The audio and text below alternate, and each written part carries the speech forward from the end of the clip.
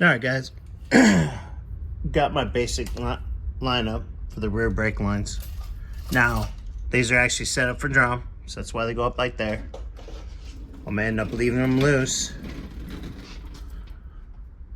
but mocked up, so when we get down here again, we can adjust everything to go to these Willwood calipers.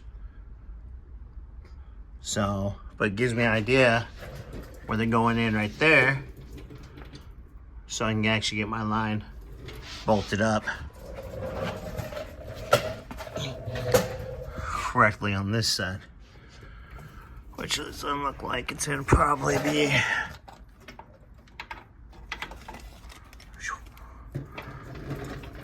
I would say that one right there. That's be the winner chicken dinner. We'll get that bolted up, get the clip put in here, get this rear line hooked up to it, get everything adjusted correctly, get my little clips on and tucked up, and front to back will be all done. Sorry, I had to kind of watch some videos to remember how things went. Yeah.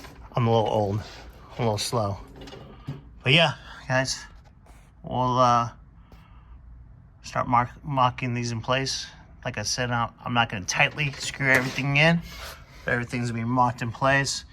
Each end over there has got a cap on it, so no dust can get in it. Okay, all right, well, all right, guys.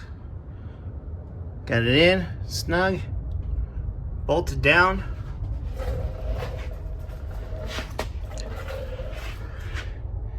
In and in.